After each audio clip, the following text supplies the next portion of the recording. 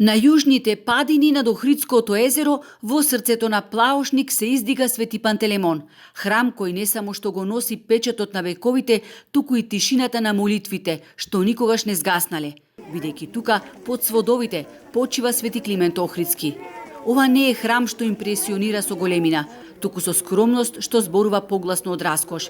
Изминаа цели 26 години од повторното заживување на Свети Климентовата црква и 15 години од започнувањето на проектот за возобновување на Свети Климентовиот универзитет на Плаошник, кој според најавите требаше да биде готов до 2017 година.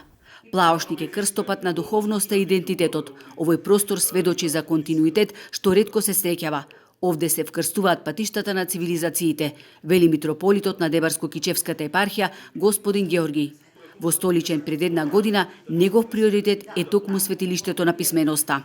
Плаошник, местото каде што Свети Климент на времето поучувал, се молел, бдел, го изградил универзитетот, сега е едно прекрасно светилиште, но јас би сакал тој простор да го видам заживеан, да биде место за средиште, повторно да биде како во времето на Свети Климента, полно со ученици, со луѓе кои разминуваат своји мислења, затоа што Охрид ни е ликот пред светот, ама тој лик прво ние самите себе си ќе мораме достојно да се го украсиме.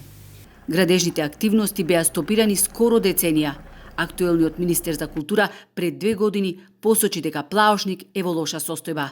Ситуацијата овде е очајна на сите места каде што бевме и морам да кажам дека во изминативе 7 години слободно за жал можам да кажам дека нашето културно наследство е тотално загрозено, дека воопшто немало никаква грижа, не се одвојувале никакви финансиски средства и е доведена до една очајна состојба оставена на забот на времето.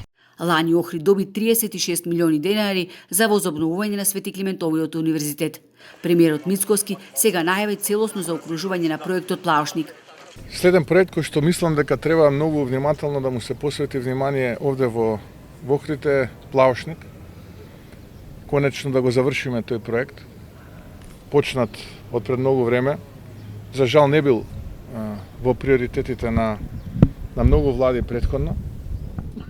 Оваа година, имајќи предвид можностите на буџетот, одвоивме скромна сума на средства, но важно е да се доподготви проектната документација и следната година многу посилно да се излезе на терен.